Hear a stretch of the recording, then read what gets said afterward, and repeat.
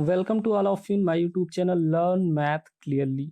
तो आप हर मैथमेटिक्स की एबीसीडी को समझ सकें, मैथमेटिकल कॉन्सेप्ट्स आपके लिए पेन ना क्रिएट करें, आप मैथमेटिक्स को एंजॉय कर सकें। इस पर्पज से हमने प्लेटफॉर्म पे थोड़ा सा वर्क करा आपके लिए। यहाँ पे एक चीज़ मैं क्लियर कर दूँ, जैसे थंबनेल में आपको दिख रहा होगा लखनऊ यूनिवर्सिटी एब्स्ट्रैक्ट अलजेब्रा। तो अगर अदर स्टूडेंट्स भी लेक्चर को देख रहे हैं तो बिल्कुल कंफ्यूज नहीं होंगे। एलयू स्टूडेंट्स को एक्स्ट्रा बेनिफिट ये है कि जब अपनी बुक फॉलो करते हैं प्रकाशन केंद्र की अंडर ग्रेजुएट मैथमेटिक्स में, वहाँ पे जिस सीक्वेंस में कंटेंट अवेलेबल है उसी सीक्वेंस में यहाँ पे एक्सप्लेनेशन मिल जाएगा। एक्स्ट्रा बेनिफिट है लखनऊ यूनिवर्सिटी वालों को। अगर अदर स्टूडेंट्स लेक्चर देख रहे हैं तो बिल्कुल कंफ्यूज नहीं होइएगा। मैथमेटिकल कॉन्सेप्ट्स आप सभी के लिए इक्वली यूजफुल है। जैसे मैंने चैनल में बोला कि मेरे चैनल का मोटो है आपको मैथमेटिकल कॉन्सेप्ट्स क्लियर होनी चाहिए, इस पर्पज से हमने यहाँ पे आपके लिए एब्स्ट्रैक्ट अलजेब्रा का पेपर पिक करा है। और अलजेब्रा के पेपर में आपको मैं प्लेलिस्ट की लिंक डिस्क्रिप्शन में बार बार देता हूँ। वहाँ पे मैंने आपको साइलो थ्योरी, कॉन्जुगेसी, रिंग थ्योरी, ढेर सारी लेक्चर सीरीज अवेलेबल है, लेकिन उनमें 2 लेक्चर सीरीज स्पेशली मैं स्क्रीन पे नाम लिखता हूँ और अपने हर लेक्चर में आपको सजेस्ट करता हूँ कि बेसिक्स और नॉलेज कैप्सूल, ये दोनों लेक्चर सीरीज एटलीस्ट आप जरूर विजिट करिए। इसलिए मैं सजेस्ट करता हूँ क्योंकि ये आपके मैथमेटिकल कॉन्सेप्ट्स की अंडरस्टैंडिंग को डेवलप करेंगे। इनमें हमने आपके साथ बेसिक फंडामेंटल टूल्स डिस्कस करे हैं, set, relation, binary operation, Cartesian product, ऐसी छोटी छोटी बातें इन दोनों लेक्चर सीरीज में हैं। अदर लेक्चर सीरीज भी अवेलेबल है, आप उनको देख सकते हो वहाँ से। प्लेलिस्ट की लिंक मैंने दी है डिस्क्रिप्शन में। अगर प्रेजेंट की बात करें, आज आप जो देख रहे हैं रिंग थियरी की लेक्चर सीरीज चल रही है। अभी प्रेजेंट में आप जो देख रहे हैं ये रिंग थियरी की लेक्चर सीरीज चल रही है और ऑलमोस्ट रिंग थियरी के लेक्चर्स हमने कवर कर लिए हैं, बस लास्ट के 2-3 लेक्चर बचे हैं। इसमें हमने रिंग की definition, properties, ring homomorphism, isomorphism, fundamental theorem, ढेर सारी बातें कर ली हैं रिंग थ्योरी में। और जस्ट प्रीवियस लेक्चर की बात करें तो वहाँ पे हम यूक्लिडियन रिंग के कुछ रिजल्ट्स देख रहे थे। यूक्लिडियन रिंग पढ़ने के बाद कुछ रिजल्ट्स देख रहे थे और आज आपकी स्क्रीन पे थ्योरम नंबर 3 दिख रहा होगा। अगेन आज हम फिर से आपके साथ यूक्लिडियन रिंग का एक स्टैंडर्ड रिजल्ट डिस्कस करने वाले हैं। हम आपको स्टेटमेंट अप्रोच वही रखेंगे जैसे मेरे सारे लेक्चर्स में अप्रोच होता है कि सबसे पहले हम स्टेटमेंट को क्लियर करेंगे। आज हम यूक्लिडियन रिंग का एक स्टैंडर्ड रिजल्ट पढ़ने वाले हैं। प्रीवियस लेक्चर में हम लोगों ने यूक्लिडियन रिंग के कुछ स्टैंडर्ड रिजल्ट डिस्कस करे हैं।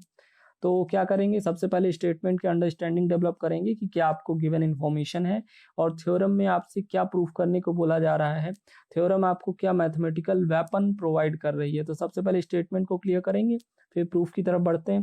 तो देखते हैं ना थ्योरम नंबर 3 में आपके लिए क्या रखा गया। आज आपके लिए क्या रखा गया। थ्योरम नंबर 3 में आपसे कहा जा रहा है, स्क्रीन पे आपके दिख रहा होगा, the necessary and sufficient condition.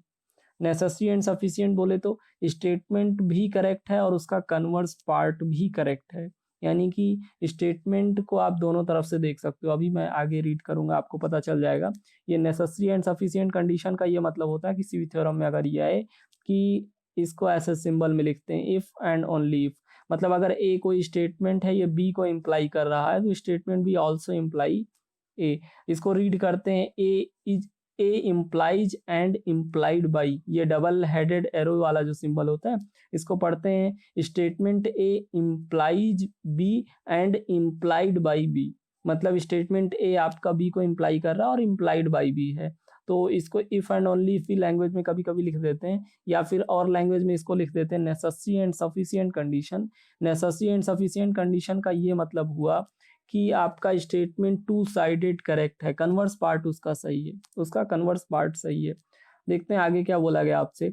The necessary and sufficient condition that the non zero element A in R, R क्या है आपका, ब्रैकेट में लिखा है यूक्लिडियन रिंग। आपके पास एक यूक्लिडियन रिंग दी है और उसके नॉन जीरो एलिमेंट्स के लिए आपको ये दिखाना है necessary and sufficient condition that the non zero element A in Euclidean ring R is a unit. मतलब कोई भी नॉन जीरो एलिमेंट आपकी यूक्लिडियन रिंग का यूनिट हो जाएगा अगर उसकी distance value D of A equal to D of 1। Main target यही है। आज देखिए थ्योरम से घबराने की कोई ज़रूरत नहीं है। जो मैथमेटिकल थ्योरम्स होती हैं जैसे यूक्लिडियन रिंग की थ्योरम आज आप देख रहे हैं, ये आपको एक टूल प्रोवाइड करती हैं। अभी अगर फ्यूचर में आप एमसीक्यूज में, हायर मैथमेटिक्स से किसी एमसीक्यू पैटर्न बेस्ड एग्जाम में अपीयर होने वाले हैं तो वहाँ पे इन रिजल्ट्स को डायरेक्टली एक्सप्लॉइट करते हैं। और अगर आप डिस्क्रिप्टिव में जाने वाले हैं तो वहाँ पे एज इट इज इसका प्रूफ पूछा जा सकता है। तो स्टेटमेंट ये है कि the necessary and sufficient condition that the non zero element A in Euclidean ring R is a unit. मतलब कि यूक्लिडियन रिंग आर के सारे नॉन जीरो एलिमेंट्स आपके यूनिट हो जाएंगे अगर उनकी D value, distance value distance value 1 के इक्वल आ जाए। अभी देखिए उन स्टूडेंट्स को जिन्होंने मेरे लेक्चर्स को 1 बाय 1 देखा होगा उनको तो स्टेटमेंट 80% समझ में आ रहा होगा। जिन्होंने मेरे लेक्चर को 1 बाय 1 देखा है उनको स्टेटमेंट 80% क्लियर हो रहा होगा। लेकिन जिन्होंने फर्स्ट टाइम मेरे लेक्चर को देख रहे हैं उनको दिक्कत कहाँ-कहाँ हो रही होगी मैं जान रहा हूँ। उनको दिक्कत हो रही होगी यूनिट में, यूनिट क्या है, यूक्लिडियन रिंग क्या है। तो ये छोटी-छोटी बातें जो आपने मिस कर दी फर्स्ट टाइम जो लोग देख रहे हैं उनके लिए मैं रिपीट कर देता हूँ, लेकिन उनको भी सजेस्ट करूँगा कि और अच्छी अंडरस्टैंडिंग डेवलप करनी है तो रिंग थ्योरी के प्रीवियस के जितने लेक्चर्स हैं उनको आप देख लीजिए। खैर एनीवे मैं स्टेटमेंट को और ज़्यादा डाइल्यूट और क्लियर करने के लिए चलिए आपको जल्दी से यूक्लिडियन रिंग और यूनिट एलिमेंट की डेफिनिशन रिपीट कर देता हूँ। मैं आपके लिए यूक्लिडियन रिंग और यूनिट एलिमेंट की डेफिनेशन रिपीट कर दूं ताकि आप स्टेटमेंट को और अच्छे से क्लियर कर पाओ। कोई ज़रूरत नहीं है कि स्टेटमेंट बिना क्लियर किए मैं आपको प्रूफ समझा दूं।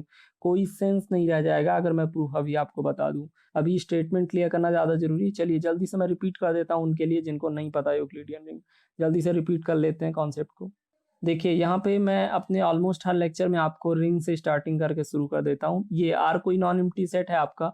एडिशन और मल्टीप्लिकेशन 2 बाइनरी ऑपरेशंस हैं। अभी ये पूरा सिस्टम जो एक non empty set along with the 2 binary operation ये आपका अलजेब्राइक स्ट्रक्चर हो गया।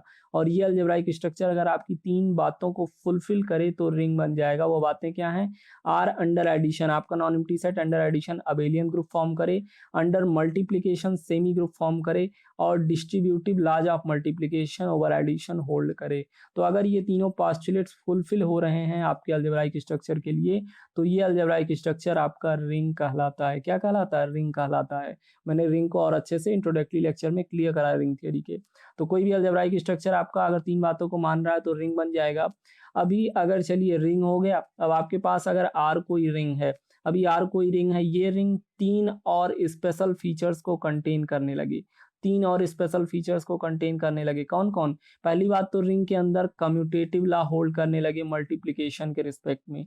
दूसरी बात ये है कि मल्टीप्लिकेटिव आइडेंटिटी यानी यूनिटी एलिमेंट कंटेन होने लगे रिंग के अंदर।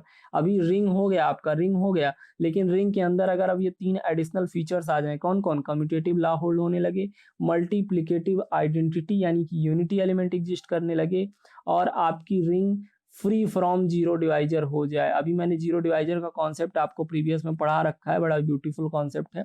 यहाँ पे रिपीट नहीं कर सकता मैं हर एक चीज़ को, तो आप जीरो डिवाइजर वहाँ से देख लेंगे। अगर आपकी कोई भी रिंग कम्यूटेटिव हो जाए, यूनिटी एलिमेंट कंटेन करने लगे और फ्री फ्रॉम जीरो डिवाइजर हो जाए तो ऐसी स्पेशल रिंग आपकी इंटीग्रल डोमेन कही जाती है और शॉर्टकट में उसको आईडी लिखते हैं। शॉर्टकट में आईडी लिखते हैं और इसको पढ़ते हैं इंटीग्रल डोमेन। तो अभी अगर आपकी कोई भी रिंग, अगर लैंग्वेज में मैं डेफिनेशन बोलूं आपको याद दिलाऊं तो a commutative ring with unity having no zero divisors is known as integral domain. Shortcut में आईडी लिखते हैं। अच्छा, मैंने आपको इंटीग्रल डोमेन क्यों रिपीट कराया? बताना तो मुझे यूक्लिडियन रिंग था, इसलिए बताया क्योंकि यूक्लिडियन रिंग में इंटीग्रल डोमेन की जरूरत पड़ती है। यूक्लिडियन रिंग में आपको जल्दी से याद दिला रहा हूँ। यूक्लिड एक मैथमेटिशियन थे, उन्होंने बोला था कि अगर आर आपके पास कोई इंटीग्रल डोमेन है, अगर आर कोई इंटीग्रल डोमेन आपके पास है तो इंटीग्रल डोमेन होता तो रिंग ही है ना। अगर उसके अंदर रिंग ही तो होता है तो रिंग के अंदर ढेर सारे एलिमेंट्स होंगे। अब ये जो इंटीग्रल एलिमेंट है, इंटीग्रल डोमेन है आपका, इसके नॉन जीरो एलिमेंट्स के लिए if for every non zero element of the integral domain are if you can assign a distance value such that कि आपका ये नॉन नेगेटिव हो, यानी कि या तो पॉजिटिव हो जाए या जीरो हो जाए। कहने का सेंस ये है कि यूक्लिड ने आपसे कहा अगर आपके पास कोई आर इंटीग्रल डोमेन है तो इंटीग्रल डोमेन के सारे नॉन जीरो वैल्यूज के लिए अगर आप एक डिस्टेंस फंक्शन, एक डी फंक्शन, डिस्टेंस फंक्शन खोज के लाते हैं जो सारे नॉन जीरो एलिमेंट्स को या तो जीरो वैल्यू दे दे या फिर पॉजिटिव इंटीजर्स वैल्यू असाइन करवा दे, ऐसा डिस्टेंस फंक्शन अगर आप ढूंढ लेते हैं और वो डिस्टेंस फंक्शन 2 और स्पेशल प्रॉपर्टीज को सेटिस्फाई करे।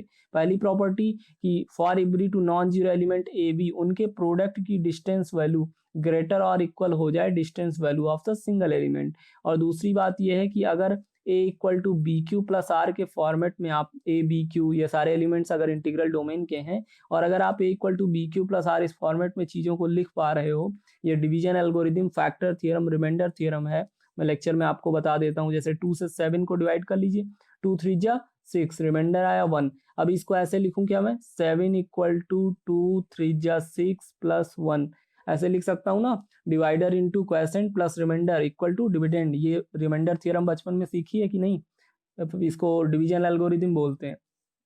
तो अगर इंटीग्रल डोमेन के सारे ए बी क्यू आर ये सारे एलिमेंट्स इंटीग्रल डोमेन के हैं और वहाँ के एलिमेंट्स के लिए अगर आप A equal to B Q plus R ऐसा लिख पाते हैं, तो डिस्टेंस फंक्शन की ये क्वालिटी होनी चाहिए, या तो रिमाइंडर जीरो हो जाए, या तो रिमाइंडर आर जीरो हो जाए, या तो distance value of the R should be less than the distance value of B. तो ये दो बातें, सबसे पहली बात इंटीग्रल डोमेन के सारे नॉन जीरो एलिमेंट्स के लिए आपको डी फंक्शन, ये डी फंक्शन इंट्रोड्यूस कराना पड़ेगा। अभी जब डी फंक्शन इंट्रोड्यूस हो गया, डिस्टेंस फंक्शन इंट्रोड्यूस हो गया, तो डिस्टेंस फंक्शन दो प्रॉपर्टीज को सेटिस्फाई करना चाहिए कि product of distance value of the product of any two non zero element should be greater और equal than the distance value of single element. और दूसरी बात ये है कि अगर A equal to B Q plus R के format में आप लिख पाते हो एलिमेंट्स को, तो यहाँ पे या तो रिमाइंडर जीरो हो जाए, आर जीरो हो जाए, या उसकी डिस्टेंस वैल्यू बी की डिस्टेंस वैल्यू से छोटी हो जाए।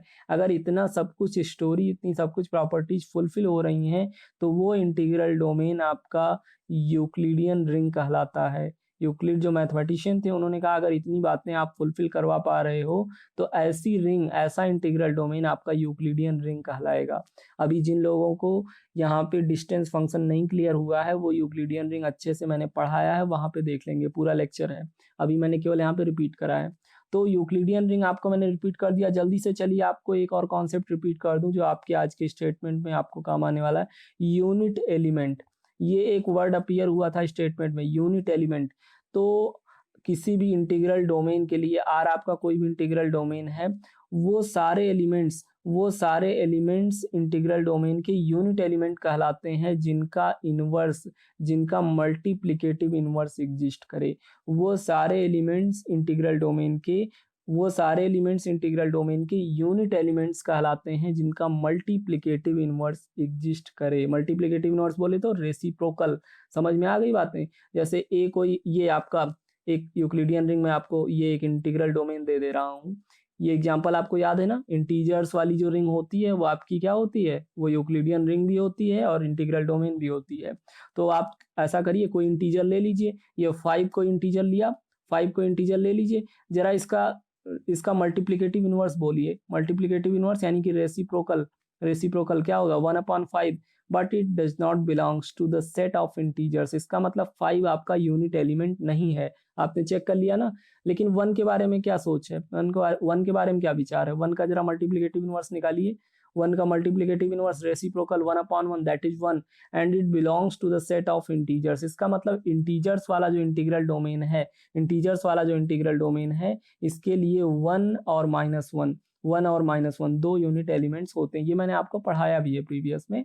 तो यूनिट एलिमेंट की डेफिनेशन आप समझ लीजिए, वो एलिमेंट्स जिनका मल्टीप्लिकेटिव इनवर्स एग्जिस्ट करे, वो यूनिट एलिमेंट्स हैं। अब चलिए एक बार फिर से आपको स्टेटमेंट पे ले चलता हूँ और जरा देखते हैं कि क्या अब स्टेटमेंट समझ में आ रहा है आपको।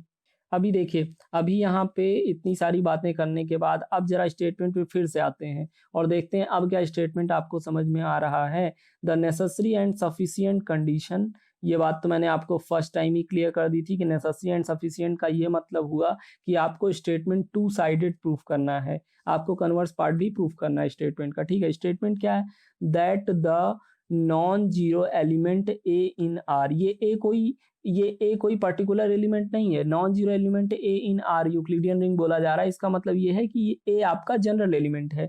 आपसे बोला जा रहा है कि अगर कोई भी non zero element Euclidean ring के अंदर यूनिट एलिमेंट बन जाएगा, वो यूनिट एलिमेंट बन जाएगा, यानी कि अभी तो यूनिट मैंने आपको बताया ना, यूनिट एलिमेंट बन जाएगा मतलब उसका मल्टीप्लिकेटिव इनवर्स एग्जिस्ट करने लगेगा अगर उसकी डिस्टेंस वैल्यू 1 के डिस्टेंस वैल्यू के इक्वल आ जाए। बात कुछ समझ में आई। कोई भी एलिमेंट आपको ये प्रूफ करना है कि यूक्लिडियन रिंग का कोई भी एलिमेंट ए वो यूनिट एलिमेंट बन जाएगा अगर उसकी डिस्टेंस वैल्यू 1 के डिस्टेंस वैल्यू के इक्वल आ रही है। अभी डिस्टेंस वैल्यू मैं बोल रहा हूँ तो किसी को कोई दर्द तो नहीं हो रहा है ना, पेन नहीं हो रहा है। डिस्टेंस फंक्शन समझ में आया यूक्लिडियन रिंग की वजह से। यूक्लिडियन रिंग का नाम लेते ही ये डिस्टेंस फंक्शन इंट्रोड्यूस हो जाता है, अपीयर हो जाता है। तो अब बातें समझ में आ रही हैं। अगर आर कोई यूक्लिडियन रिंग आपके पास है और वहाँ का कोई एलिमेंट आपको चेक करना है, यूक्लिडियन रिंग के अंदर का कोई एलिमेंट ए आपको चेक करना है कि ये यूनिट एलिमेंट है कि नहीं, तो आप क्या करिए, आप एक तो सीधा रास्ता ये है, आप चेक कर लीजिए उसका मल्टीप्लिकेटिव इनवर्स एग्जिस्ट कर रहा है कि नहीं। इस थ्योरम में आपको एक अलग वेपन, एक अलग टूल प्रोवाइड करा जा रहा है। ये थ्योरम आपको एक अल्टरनेट रास्ता बता रही है कि अगर कोई भी नॉन जीरो एलिमेंट आपको चेक करना है कि वो यूनिट है कि नहीं है, तो आप क्या करिए, आप उसकी डिस्टेंस वैल्यू निकाल लीजिए। अगर उसकी डिस्टेंस वैल्यू 1 के डिस्टेंस वैल्यू के इक्वल आ जाती है, डी वैल्यूज इक्वल आ जाती हैं उस एलिमेंट की 1 के डी वैल्यू के, तो वो एलिमेंट आपका यूनिट एलिमेंट बन जाएगा। कोई ज़रूरत नहीं है मल्टीप्लिकेटिव इनवर्स चेक करने की। डेफिनेशन मैंने तो ये आपको पढ़ाई थी, यूनिट एलिमेंट्स वो हैं जिनका मल्टीप्लिकेटिव इनवर्स एग्जिस्ट करे। लेकिन ये थ्योरम आपको एक अल्टरनेट रास्ता बता रही है कि यूनिट एलिमेंट चेक करना है तो परेशान मत हो, उसकी डी वैल्यू निकाल लो, और अगर उसकी डी वैल्यू 1 के डी वैल्यू के इक्वल आ जाए तो वो आपका यूनिट एलिमेंट बन जाएगा। अब ये जो ऊपर नेसेसरी एंड सफिशिएंट कंडीशन लिखी थी ना, इसका चक्कर ये है कि आपको इस स्टेटमेंट को टू साइडेड प्रूफ करना है। पहले पार्ट में आपको ये प्रूफ करना है कि अगर अगर आपका कोई एलिमेंट यूनिट है, पहले पार्ट में आपको ये मान के चलना है कि आपका एलिमेंट कोई भी यूनिट एलिमेंट है, और आपको ये प्रूफ करना है कि अगर ए यूनिट एलिमेंट है तो उसकी डिस्टेंस वैल्यू 1 के डिस्टेंस वैल्यू के इक्वल आ जाएगी। पहले पार्ट में ये प्रूफ करना है। दूसरे पार्ट में आपको स्टेटमेंट का कन्वर्स जो है वहाँ पे ये प्रूफ करना है कि अगर किसी भी एलिमेंट के लिए डिस्टेंस वैल्यू उसकी 1 के इक्वल चली जाती है तो वो एलिमेंट यूनिट होगा। बात समझ में आ रही है मेरी? चूंकि थ्योरम में नेसेसरी एंड सफिशिएंट कंडीशन बोला है, मतलब थ्योरम का कन्वर्स पार्ट भी ट्रू है। तो आपको टू साइडेड स्टेटमेंट प्रूफ करना है। पहले आपको मान के चलना है कि आपका ए यूनिट एलिमेंट है, और अगर ए यूनिट एलिमेंट है तो इस कंडीशन को सेटिस्फाई करे, ये आपको प्रूफ करना है। सेकेंड पार्ट में आपको ये करना है कि आप मान के चलिए कि ए आपका एलिमेंट यूनिट है कि नहीं आपको नहीं पता, you are not confirm about the fact that A is unit और नॉट। आपको दूसरे पार्ट में ये प्रूफ करना है ए यूनिट है या नहीं आपको नहीं पता, आपको ये पता है कि ए जो एलिमेंट है उसकी डिस्टेंस वैल्यू 1 के डिस्टेंस वैल्यू के इक्वल है। तो अगर डिस्टेंस वैल्यूज इक्वल है तो आप प्रूफ करिए ए यूनिट एलिमेंट है। समझ में आ रही बातें?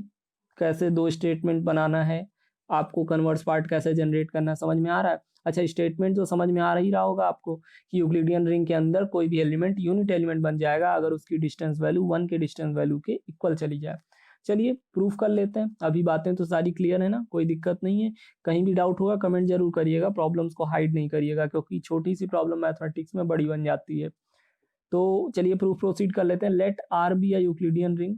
अभी मैंने आर को यूक्लिडियन रिंग बोल दिया, इसका मतलब ये है कि आर के अंदर की सारी प्रॉपर्टीज सेटिस्फाई होंगी। मैंने आर के लिए टैग लगा दिया कि यूक्लिडियन रिंग है, मतलब आर सबसे पहले तो आपका इंटीग्रल डोमेन बन गया।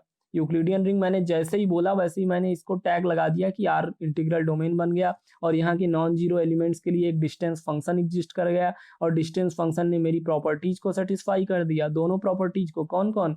जैसे ही मैंने बोला आपका आर इंटीग्रल डोमेन है, तुरंत मैंने ये सारी बातें उसके अंदर बोल दी कि distance value of A dot B is greater और equal to distance value of A. और दूसरी बात क्या होगी कि अगर A equal to B Q plus R है इंटीग्रल डोमेन यूक्लिडियन रिंग के एलिमेंट्स के लिए, तो ईदर आर इक्वल टू 0 और D value of remainder should be less than D value of B. जैसे ही मैंने आर को इंटीग्रल डोमेन, आर को मैंने यूक्लिडियन रिंग बोला, तुरंत ये सारी प्रॉपर्टीज उसके अंदर अपने आप इनबिल्ड हो गई। ये बात समझ में आ रही ना?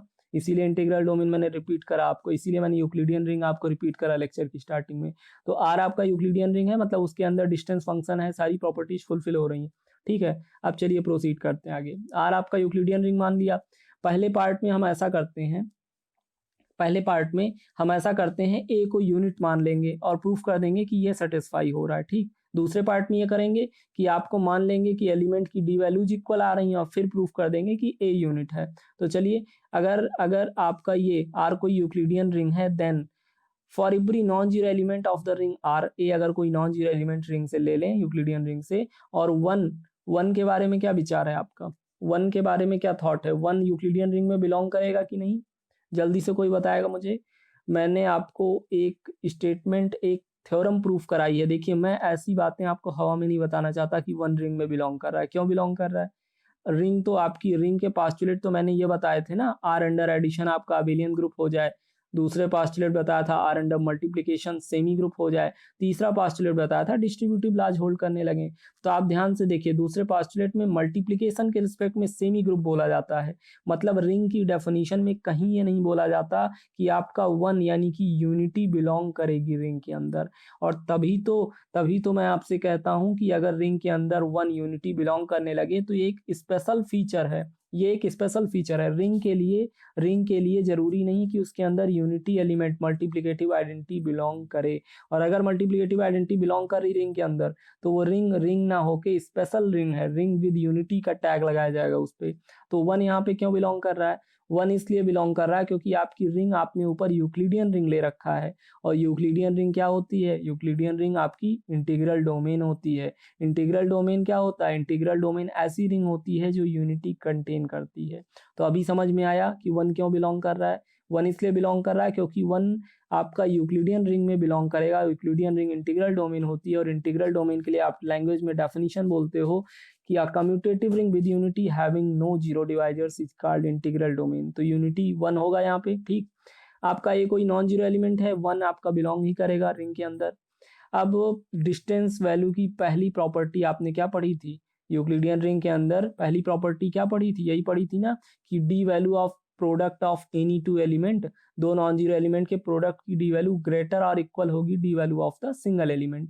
ये पहली प्रॉपर्टी होती ना, तो इसी को यहाँ पे यूज करा। देखिए, D value of the two element, तो पहला एलिमेंट ए ले लिया, दूसरा एलिमेंट वन ले लिया। वन भी तो रिंग के अंदर का ही एलिमेंट है, तो चलिए वन ले लिया। A dot one, the value of A dot one should be greater और equal to D value of one. ये पहली प्रॉपर्टी यूज करी है डिस्टेंस फंक्शन वाली जो यूक्लिडियन रिंग के अंदर होती है। तो यहाँ पे ये हमने यूज कर लिया, the value of A dot one is greater और equal to D value of one.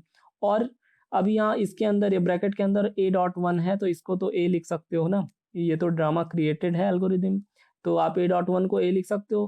तो नेक्स्ट लाइन में इसको लिखा D value of A is greater और इक्वल टू वन। यहाँ तक पहुंच गए, इसको इक्वेशन वन नाम दे देते हैं। D value of A is greater और इक्वल टू वन आ गया आपका। अभी हम क्या मानते हैं, अभी ये ऐसा कर लेते हैं, पहले पार्ट में हम ए जो एलिमेंट आपका है इसको यूनिट एलिमेंट मान लेते हैं। पहले पार्ट में मान लेते हैं ए आपका यूनिट एलिमेंट है और प्रूफ कर देंगे कि ये कंडीशन सेटिस्फाई हो रही है, डिस्टेंस वैल्यू वाली कंडीशन सेटिस्फाई हो रही। और दूसरे पार्ट में ऐसा करेंगे कि इसको मान लेंगे डिस्टेंस वैल्यू सेटिस्फाई हो रही तो यूनिट प्रूफ कर देंगे। तो चलिए पहले पार्ट में ए को यूनिट एलिमेंट मान लेते हैं। Now if A is unit in are, अगर ए आपका यूक्लिडियन रिंग के अंदर यूनिट एलिमेंट हो गया तो यूनिट एलिमेंट की डेफिनेशन क्या कहती है? अगर ए यूनिट है तो उसका मल्टीप्लिकेटिव इनवर्स एग्जिस्ट करेगा, then A inverse exist such that. अब ए इनवर्स अगर एग्जिस्ट कर रहा है, किसी एलिमेंट का इनवर्स एग्जिस्ट कर रहा है, तो ऐसे लिख सकता हूं ना मैं, A inverse equal to identity, multiplicative identity क्या होती है? मल्टीप्लिकेटिव आइडेंटिटी वन होती है ना, जिसको आप यूनिटी बोलते हो रिंग की, जिसको आप रिंग की यूनिटी बोलते हो। तो यहाँ पे अगर ए का इनवर्स एग्जिस्ट कर रहा तो मैं ऐसे लिख सकता हूँ ना, एलिमेंट और उसका इनवर्स दोनों प्रोडक्ट होके क्या देंगे? आइडेंटिटी देंगे। आइडेंटिटी ये बोले तो मल्टीप्लिकेटिव आइडेंटिटी देंगे। तो one equal to A inverse लिख सकता हूँ, कोई दिक्कत नहीं है, क्योंकि ए इनवर्स तो एग्जिस्ट कर ही रहा है, क्योंकि ए को यूनिट आपने मान लिया। ठीक है, अब ऐसा करते हैं, यहाँ पे डी वैल्यू लगाते हैं, दोनों तरफ डी फंक्शन ऑपरेट कर लेते हैं। It implies that D value of one equal to D value of A inverse. ठीक है, और एक बात बताइए आप, लेकिन आपको पता ये है ना, यहाँ तक पहुंच गए D value of one equal to D value of A inverse. अब जरा सोचिए आप, ए कोई एक एलिमेंट है, ए इनवर्स दूसरा एलिमेंट है, ए कोई एक एलिमेंट है, ए इनवर्स दूसरा एलिमेंट है, तो डिस्टेंस फंक्शन की पहली प्रॉपर्टी बताइएगा। ए एक एलिमेंट है, ए इनवर्स दूसरा एलिमेंट है, तो दो एलिमेंट के प्रोडक्ट की डिस्टेंस वैल्यू ग्रेटर और इक्वल होती है distance value of the single element. ये डिस्टेंस वैल्यू यूक्लिडियन रिंग की पहली प्रॉपर्टी थी ना, कि दो एलिमेंट्स के प्रोडक्ट की डिस्टेंस वैल्यू ग्रेटर और इक्वल होती है distance value of the single element. तो यहाँ पे ए आपका एक एलिमेंट हो गया, ए इनवर्स दूसरा एलिमेंट हो गया, इनके प्रोडक्ट की डिस्टेंस वैल्यू क्या होगी? ग्रेटर और इक्वल होगी distance value of the single element. इस चीज को ऐसे यहाँ पे लिख सकते हैं। देखिए, इस चीज को एज इट इज यहाँ लिख लिया यूक्लिडियन रिंग की डेफिनेशन से। अभी ए इनवर्स आपका क्या है? ए इनवर्स ब्रैकेट के अंदर ध्यान दीजिएगा वन हो जाएगा ना, तो डी ऑफ ए इनवर्स इसको हम डी ऑफ वन भी लिख सकते हैं। क्यों लिख सकते हैं? क्योंकि ए इनवर्स वन हो जाएगा एंड इट्स ग्रेटर और equal to D value of A. ये ऊपर वाली लाइन यूज करी है कि the value of A inverse is greater और equal to D of A. It implies that कि आपका distance value of 1 comes greater और equal to distance value of A. बातें समझ में आ रही हैं? इक्वेशन 1 में क्या था? यहाँ पे it implies that D value of 1 comes greater और equal to D value of A. यहाँ पे पहुंच गए, इसको इक्वेशन 2 नाम दे देते हैं। अब जरा इक्वेशन 1 और इक्वेशन 2 को ध्यान से देखिए। इक्वेशन 1 में आपने ये प्रूफ करा था कि distance value of element A is greater और equal to distance value of 1। और इक्वेशन 2 में आप कहाँ पहुंच गए? इक्वेशन 2 में ये पहुंच गए कि 1 की डिस्टेंस वैल्यू ग्रेटर और इक्वल ए है। एक बार आप बोलते हो ए की डिस्टेंस वैल्यू बड़ी है, एक बार बोलते हो 1 की डिस्टेंस वैल्यू बड़ी है। तो क्या पॉसिबिलिटी है? दोनों पॉसिबिलिटीज इनइक्वलिटीज क्या आपको सजेस्ट कर रही हैं? ये सजेस्ट कर रही हैं कि डिस्टेंस वैल्यू, चूंकि इक्वलिटी भी साथ में लगी है, distance value of A comes equal to distance value of 1। ऐसा तो आप कर भी नहीं सकते ना कि एक नंबर बड़ा भी है छोटा भी है। एक बार डिस्टेंस वैल्यू ए को ग्रेटर बोल रहे हो, एक बार 1 को ग्रेटर बोल रहे हो। तो ग्रेटर और लेस की प्रॉपर्टी यहाँ पे एक दूसरे से न्यूट्रल हो जाएगी, यहाँ पे इक्वलिटी होल्ड करने लगी। ये जनरल ट्रिक है, आपको पता होगा कि अगर किसी नंबर को बड़ा बोला जाए, उसी को छोटा बोला जाए, it implies that both are equal. इसका मतलब डिस्टेंस वैल्यू जो है ए और 1 की वो इक्वल हो जाएंगी इस सिचुएशन में, जब आप ये मान के चल रहे हैं कि ए आपका यूनिट एलिमेंट है। अगर ए को आपने यूनिट एलिमेंट लिया तो आप यहाँ पहुंच जाएंगे कि उनकी डिस्टेंस वैल्यूज इक्वल आ रही 1 के। फ्रॉम 1 एंड 2 वही जो आपने ऑब्जर्व करा वही यहाँ पे लिखा है, distance value of A equal to distance value of 1 where A is unit. तो पहला पार्ट तो प्रूफ हो गया थ्योरम का। अगर आपने यूनिट एलिमेंट ले रखा है तो उसकी डिस्टेंस वैल्यू 1 के इक्वल आ जाएगी। ठीक है, अब जरा कन्वर्स पार्ट इसका प्रूफ करते हैं। थ्योरम की स्टार्टिंग में बोला गया था ना नेसेसरी एंड सफिशिएंट कंडीशन, तो सेकेंड पार्ट में ऐसा करते हैं। सेकेंड पार्ट में हम मान के चलते हैं कि डिस्टेंस वैल्यूज इक्वल हैं। सेकेंड पार्ट में हम मान के चलते हैं कि conversely let distance value of element non zero element A comes equal to distance value of 1। Second part में मान के चलते हैं डिस्टेंस वैल्यूज इक्वल हैं। Now we have to prove that, अब हमें प्रूव करना है कि ए आपका यूनिट एलिमेंट है। ऊपर वाले पार्ट में क्या प्रूव करा? ऊपर वाले में ये प्रूव करा कि ए अगर यूनिट है तो डिस्टेंस वैल्यूज इक्वल आएंगी। अभी कन्वर्स पार्ट में ये प्रूव कर रहे हैं कि अगर डिस्टेंस वैल्यूज इक्वल हैं तो ए आपका यूनिट एलिमेंट हो जाएगा। यूनिट एलिमेंट के लिए क्या करना पड़ेगा? मुझे दिखाना पड़ेगा मल्टीप्लिकेटिव इनवर्सेज एग्जिस्ट कर रहे हैं। ठीक है, चलिए मान लेते हैं डिस्टेंस वैल्यूज इक्वल हैं। Conversely let distance value of a non zero element A comes equal to the distance value of 1। अभी मैं ए के बारे में नहीं जान रहा हूँ कि ये कैसा एलिमेंट है, मुझे प्रूफ करना है कि ए आपका यूनिट एलिमेंट है। Now we have to prove that A is unit in R. Let us suppose if possible A is not unit in R. एक बड़ा ही ब्यूटीफुल मेथड होता है, मैंने आपको पढ़ाया हुआ है, बेसिक्स की लेक्चर सीरीज में मिल जाएगा। किसी भी मैथमेटिकल प्रूफ को मैथमेटिकल कम्युनिटी के सामने अपनी बात रखने के लिए, प्रूफ करने के लिए कई तरीके होते हैं। उनमें से एक अच्छा तरीका होता है मेथड ऑफ कंट्रोडिक्शन।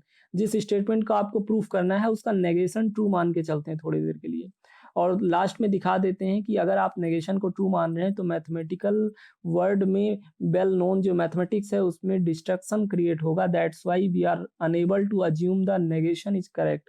इसलिए हम ये मान लेते हैं कि नेगेशन जो हमने अज्यूम करा वो गलत है, और फाइनली हम ये कहते हैं कि जो फैक्ट प्रोपोज्ड स्टेटमेंट था वो करेक्ट हो जाएगा। तो यहाँ पे क्या करेंगे? मेथड ऑफ कंट्रोडिक्शन लगा रहे हैं। अच्छे से कंट्रोडिक्शन मेथड को समझना है तो बेसिक्स की लेक्चर से विजिट कर लीजिएगा, वहाँ पे मैंने मेथड ऑफ कंट्रोडिक्शन सिखाया हुआ है आपको। तो मेथड ऑफ कंट्रोडिक्शन लगा रहे हैं इस बात को प्रूव करने के लिए। कुछ देर के लिए late us suppose if possible, ये लैंग्वेज है, ऐसे अलजेब्रा की लैंग्वेज लिखी जाती है। थोड़ी देर के लिए अगर पॉसिबल है तो मान लीजिए आप ए यूनिट एलिमेंट नहीं है।